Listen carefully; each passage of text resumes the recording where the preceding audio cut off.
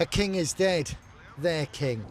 And for a city that openly draws its heart, its soul, its joy and its ambition through its football club, the loss of Kevin Keegan cuts deep, deep enough to leave some still in tears this morning.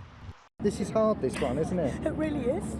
I just got up this morning and I thought I'd have to go into town just to remember him. What made him so special for you?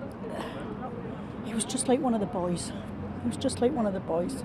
I mean, it's like somebody's just taking your heart out type of thing. And he was a gentleman. And I think it's because as well you felt like you knew him, you felt like he was part of you, he was part of the, well, he was family, he was the Newcastle United family. This city doesn't forget, does it? No. Well, I'm just wondering where they're going to put his statue. I should have put it in between them.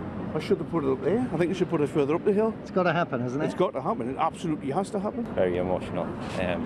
Difficult when you don't really know somebody, but you feel like you do, I guess. Yeah, hard. What did he mean to this city, would you say? A lot. I don't think it would exist the way it does if it wasn't for him, yeah. All through the day they came to pay their respects, some old enough to remember this club before Keegan, others too young to have seen his teams play, but all parts of the same family wanting to say goodbye. Football writer John Gibson has covered the club for 60 years and called Keegan a good friend. He spoke to him just 2 weeks ago and says he sensed he'd wanted to come back here one last time before the end. I think he wanted to feel the love of the fans just one more time. And he's tired.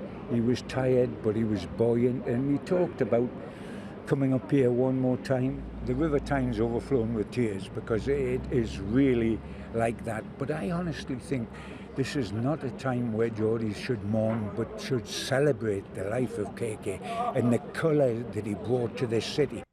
Meanwhile, over at the club's training ground this morning, there were no words. Instead, a minute's silence that seemed to say it all.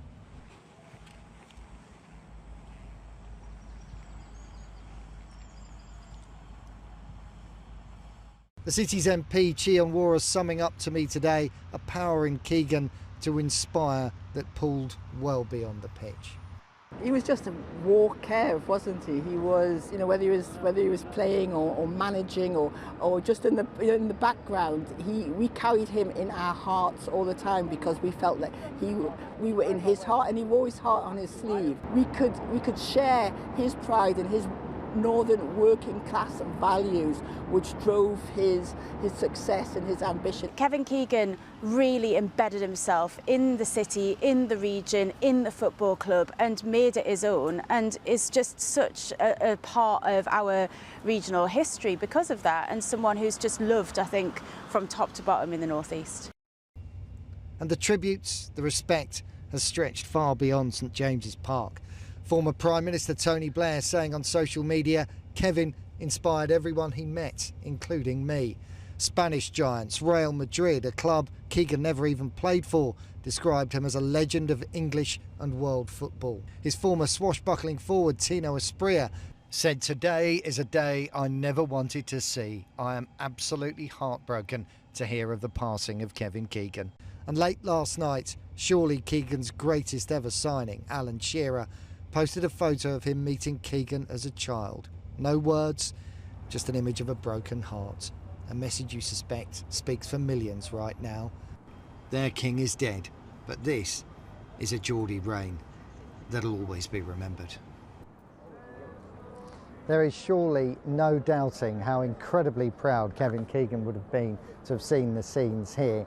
And he also would have been incredibly proud to have seen what happened here around an hour ago, when Eddie Howe, Jacob Murphy and a number of other dignitaries from the club came here to lay a bouquet and a shirt themselves. Once again, the supporters here got it absolutely right and maintained their own respectful silence before, towards the end, someone started a chant of "There's only one Kevin Keegan." There has been tributes today too from Kevin Keegan's greatest adversary perhaps, Sir Alex Ferguson, who described how he had such enormous respect for him, how he re-energised this club, and described him as a man who built the greatest team that this club has ever seen. You know, Kevin Keegan never got a knighthood, but looking at the scenes here today, Who needs a knighthood when you've already been crowned a king and will always be that way in the hearts and memories of this city? Greg Eastill at St James's Park. Thank you, Greg.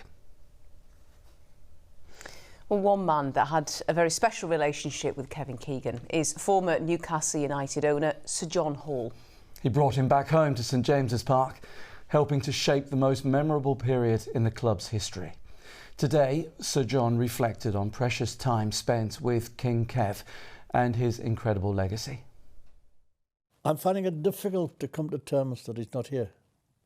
I can't believe that he's not here to get this terrible news. It has taken me some time. Yesterday, I just sat and thought about the years. I got the books out and read them again. He was icing on the cake for the efforts of a lot of people. We needed a saviour. Keegan came.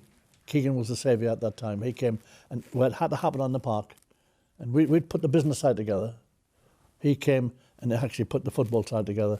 He knew what he wanted, and he was very dedicated and determined to get what he wanted. He wanted success, and we nearly achieved it, within a very short period of time. He was a people's person.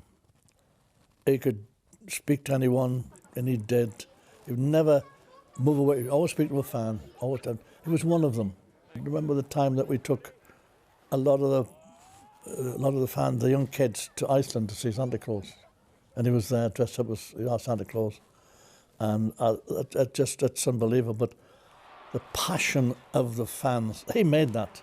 He gave them what they wanted, the football they played. The entertainers, they were the entertainers. I took around the country, and everybody was talking about Newcastle. Everybody. We were everybody's second team. And it's not just the football, what it gave the city. The kudos it gave the city, the kudos it gave to people, the fans. They felt someone. As strange as it might be.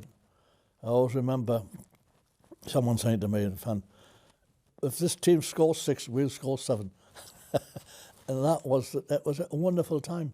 We'll never be forgotten in the northeast of England. Never, never, never. Even as future generations come, the Keegan years are part of the club's history.